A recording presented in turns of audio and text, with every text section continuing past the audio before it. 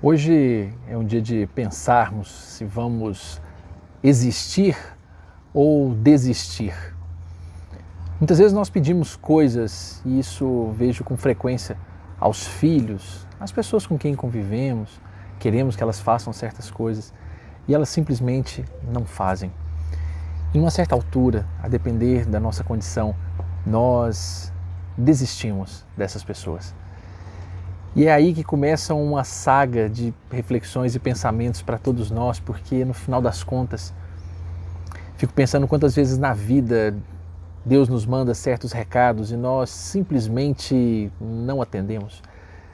E quando não atendemos, certamente se na primeira birra que a gente fizesse, ou na primeira desistência das coisas da vida, Deus desistisse da gente, nós certamente hoje caminharíamos muito sozinhos. O que não acontece, porque certamente como um pai que há de nos dar sempre o conforto. Lembro de um termo utilizado com muita propriedade pelo professor Augusto Cury, quando ele fala das pessoas que são passantes na vida. Elas não existem, elas estão de passagem e quando estão de passagem, elas facilmente desistem das coisas. Porque não há responsabilidade, não há interesse, não há zelo, não há cuidado. Mas se eu existo para alguém, se de fato eu existo, se pretendo ter responsabilidade com alguém, com as coisas, sejam elas grandes, como por exemplo a educação dos filhos, ou as coisas pequenininhas do dia a dia, das atividades laborais, ou os pequenos desentendimentos que nós temos, então nós dedicamos de verdade a fazer diferente. Um filho que desiste do pai, que muitas vezes está em erro ou nos vícios. Um amigo que desiste do outro amigo porque esse não aparece. Um cientista que desiste do seu experimento, da sua tarefa, porque aquilo não está dando resultado ainda. Um colega de trabalho que desiste do outro porque ele não é do meu perfil, ele não atende ao meu jeito de ser, ele não faz o que eu quero. Certamente esses e outros tantos exemplos de desistência. E vejam que não falo aqui do desistir no sentido de seguir caminhos opostos, de muitas vezes caminhar em sentidos diferentes.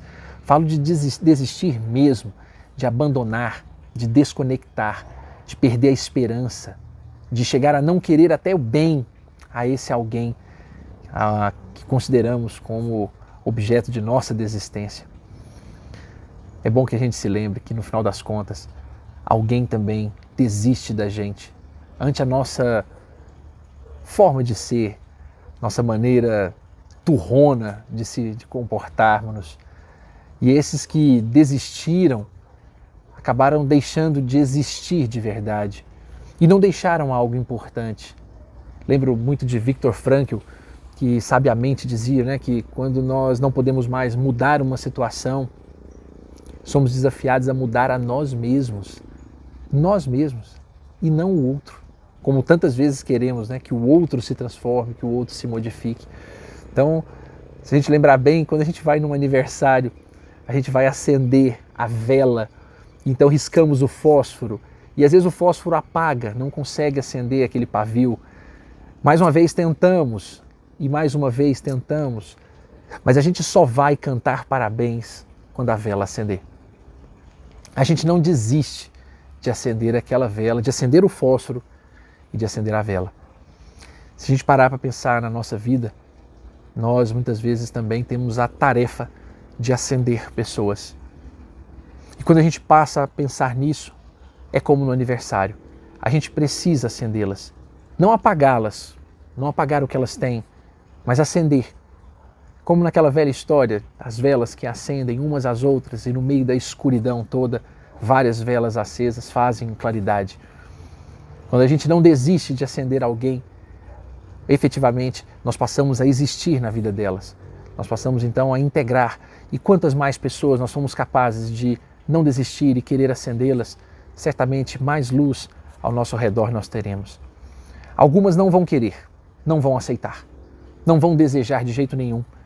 E nós podemos desistir delas e apagar as nossas próprias velas. Mas enquanto nós estivermos fazendo a nossa parte, estivermos dando o nosso exemplo, buscando com critério, justiça, amor, acima de tudo, seguirmos fazendo, então nós continuaremos existindo para elas e lembrando, obviamente, das sábias palavras de Platão, que já dizia com muita propriedade que nós podemos facilmente perdoar uma criança que tem medo do escuro, mas a real tragédia da vida é quando o homem tem medo da luz. Que nós possamos continuar iluminando com o nosso proceder, com a nossa maneira de ser, não exigindo, obviamente, que as pessoas sejam luzes, mas obviamente que não desistamos de levar luz aonde há escuridão. E você? Já pensou hoje em quantas vezes já desistiu de alguém?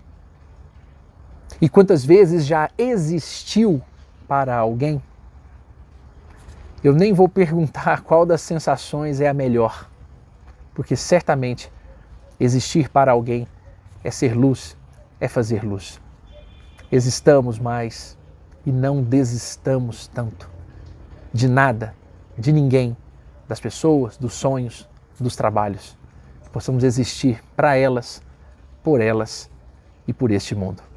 Um forte abraço a todos e uma excelente semana.